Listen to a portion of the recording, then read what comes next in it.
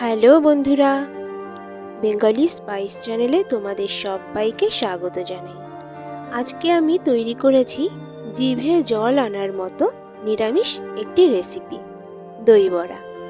এই দই বড়াটি আমি ঘরোয়া উপকরণ দিয়েই তৈরি করেছি। তোমাদের হাতের নাগালেই এই দই বড়া তৈরি করার উপকরণগুলি তোমরা পেয়ে যাবে। এটি তৈরি করা যেমন সহজ, খেতে ততটাই সুস্বাদু। তাহলে চলো শুরু করি। এর জন্য আমি নিয়েছি 150 গ্রাম বিউলির ডাল। এই বিউলির ডাল আমি প্রায় 6 থেকে 7 ঘন্টা ভিজিয়ে রেখেছিলাম।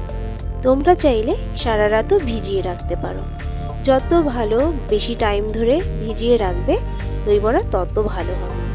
আর এটি ভালোভাবে ভিজে গেলে ডালগুলো একে অপরের থেকে ছেড়ে যাবে, তাহলেই বুঝতে পারবে খুব ভালো ভিজে গেছে। এইবার দই বড়ার জন্য যে বিউলির ডালটা রয়েছে সেটা আমি পেস্ট করে নেব। জল ছাড়াই আমি এটাকে আগে পেস্ট করব। আগে জল দিয়ে পেস্ট করলে এতে জলের পরিমাণ বেশি হয়ে যেতে পারে, তাই যেহেতু ডালটা খুব ভালোভাবে ভিজে গেছে জল দেওয়ার কোনো প্রয়োজন নেই, আমি এমনিতেই পেস্ট করে নেব।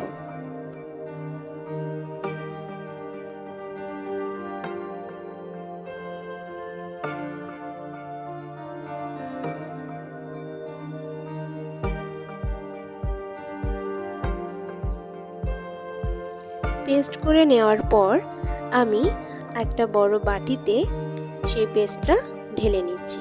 দেখো কত ঘন হয়েছে এই পেস্টটা, যেহেতু জল ছাড়া করেছি। আর এটা কিন্তু একদম স্মুথ পেস্ট হবে।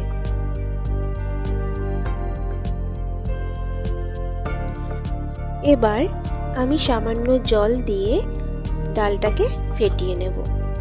একদিকেই হাত ঘুরিয়ে ঘুরিয়ে ডালটাকে ফেটিয়ে নিতে হবে। ডালটা এভাবে ফেটাতে থাকলে ডালটা ভীষণই সফট এবং স্পঞ্জি হয়ে যাবে। দেখো ডালটা কতটা ফুলে উঠেছে। এবার এটা হয়েছে কিনা বোঝার জন্য একটা বাটিতে জল নিয়ে আমি কিছুটা পরিমাণে ব্যাটার দিলাম। ব্যাটারটা দেখো জলে ভেসে উঠেছে, তার মানে আমার ব্যাটারটা পুরোপুরি তৈরি হয়ে গেছে। যদি ব্যাটারটা জলে ভেসে না উঠতো তাহলে আরও কিছুক্ষণ সময় আমাকে ফেটিয়ে নিতে হতো। তোমরাও ধৈর্য ধরে ব্যাটারটা ফেটিয়ে নেবে। এবার ব্যাটারে কিছু উপকরণ দেব। প্রথমে দিয়ে দিচ্ছি কালো জিরে, সেটা হাতে একটু ঘষে নিয়ে দিয়ে দিলাম। এবার এতে দিয়ে দেব সামান্য পরিমাণে হলুদ গুঁড়ো। এবার দিয়ে দিচ্ছি সামান্য নুন। আমি কিন্তু এখানে সম্পূর্ণ আমার নিজের পদ্ধতিতে এটা তৈরি করছি। এবার একটা চামচের সাহায্যে মিশিয়ে নিচ্ছি। দিয়ে দেব সামান্য ভাজা জিরে গুঁড়ো, সেটাও খুব ভালোভাবে আমি মিশিয়ে নিচ্ছি।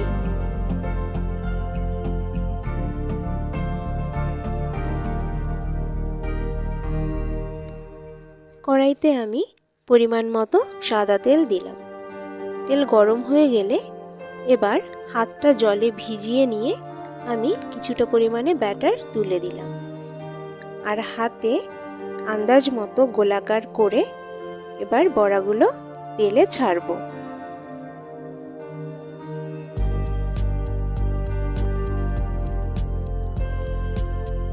খুব সাবধানে বড়াগুলো মিডিয়াম হিটে যে তেলটা আমি গরম করেছি তাতে ছাড়ছি। দেওয়ার সময় খেয়াল রাখতে হবে যাতে বড়াগুলো একটার গায়ে একটা লেগে না যায়। আর এই বড়াগুলোর আকৃতি যে সম্পূর্ণ গোলাকার হচ্ছে না, সামান্য মাথা এঁকে বেঁকে যাচ্ছে, তাতে কিন্তু ঘাবড়ে যাওয়ার কোনো ব্যাপার নেই। কারণ বড়াগুলো যখন ফুলতে শুরু করবে সেটা আপনা থেকেই গোলাকার হয়ে যাবে। বড়াগুলো ভাজা হয়ে গেলে তোমরা সেটা দেখতে পাবে। এই বড়া ভাজার সময় গ্যাসের ফ্লেম কখনো হাই করা যাবে না। লো টু মিডিয়াম ফ্লেমেই বড়াগুলোকে ভেজে নিতে হবে। আর বড়াগুলোকে দেওয়ার পর প্রথমেই বড়াগুলোকে একদম ডিস্টার্ব করা যাবে না। কিছুক্ষণ পর দেখা যাবে বড়াটা তেলের ওপরে ভেসে উঠতে শুরু করেছে। তখন খুব সাবধানে আমাদেরকে এই বড়াগুলোকে উল্টে দিতে হবে। দেখো বড়াগুলো খুব সহজেই উল্টে দেওয়া যাচ্ছে।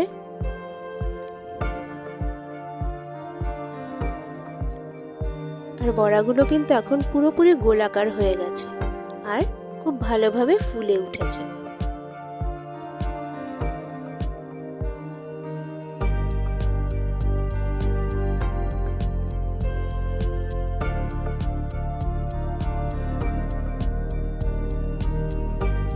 এভাবেই উল্টে পাল্টে বড়াগুলোকে ভেজে নিতে হবে। এটা খেয়াল রাখতে হবে বড়াগুলো যেন পুড়ে না যায় বা ভাজতে ভাজতে বড়াগুলো যেন লাল না হয়ে যায়। এই বড়াগুলো ভাজা হয়ে গেছে, আমি পরের বড়াগুলো ভেজে নেব। একই পদ্ধতিতে আমি পরের যে ব্যাটারগুলো আছে তা দিয়ে বড়া ভেজে নিচ্ছি। ভিডিওটা যদি তোমাদের ভালো লেগে থাকে তাহলে আমার চ্যানেলটাকে সাবস্ক্রাইব করে দিও। আর এই রেসিপিটি তৈরি করে তোমাদের ভালো লাগলে অবশ্যই কমেন্ট করে জানিও।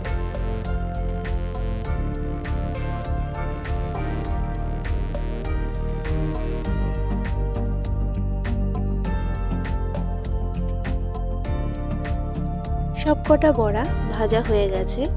দেখো কত সুন্দর লাগছে বড়াগুলোকে দেখতে। দেখো বড়াগুলো কতটা সফট আর স্পঞ্জি হয়েছে। এবার এগুলোকে ভেজাবো। 500 গ্রাম জল নিয়ে নিয়েছি। এর ভেতরে দিয়ে দেব পরিমাণ মতো নুন। আমি এখানে 3 টেবিলস্পুন নুন দিলাম। আর দিয়ে দিচ্ছি 1 চিমটে হিং। এতে গন্ধটা খুব ভালো আসে। এবার আমি একটা চামচের সাহায্যে নুনটাকে মিশিয়ে নিচ্ছি জলের সাথে। মেশানো হয়ে গেছে। এবার বড়াগুলোকে আমি দিয়ে দেব।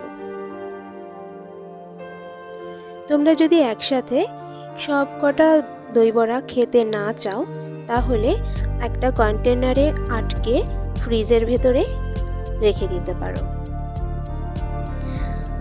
জলে বড়াগুলো দেওয়ার পরে আমি ঢাকা দিয়ে রাখলাম। এবার চাটনি তৈরি করে নেব। তার জন্য নিয়েছি ধনেপাতা। এবার নিয়ে নেব 3টে কাঁচা লঙ্কা। যে যেমন ঝাল খাও ঠিক সেই অনুযায়ী লঙ্কা নেবে। নিয়ে নিচ্ছি 3 কোয়া রসুন আর নিয়ে নিচ্ছি 1 ইঞ্চি পরিমাণে আদা কুচি।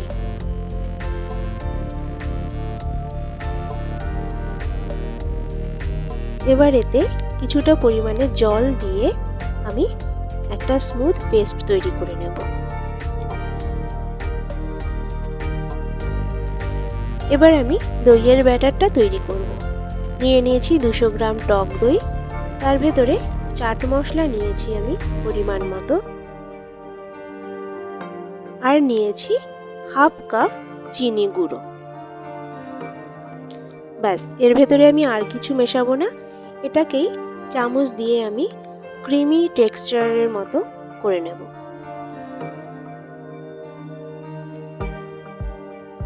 ফেটাতে ফেটাতে দেখো দইটা কত সুন্দর হয়ে গেছে।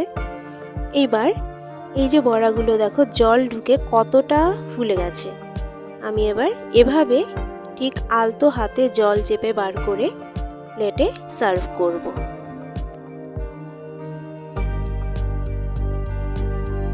এইভাবে প্রত্যেকটা বড়া আলতো হাতে জল বার করে সার্ভ করতে হবে। খেয়াল রাখতে হবে বেশি চাপ যাতে না হয়ে যায়, তাতে বড়াগুলো ভেঙে যেতে পারে, কারণ বড়াগুলো খুবই সফট হয়। এবার এর উপরে দিয়ে দিচ্ছি চাট মশলা।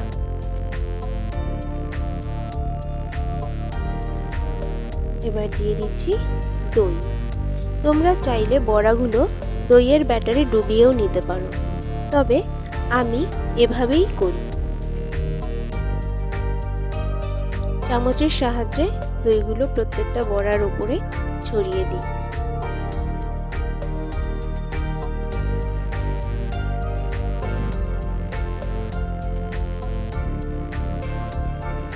দই দেওয়া হয়ে গেছে।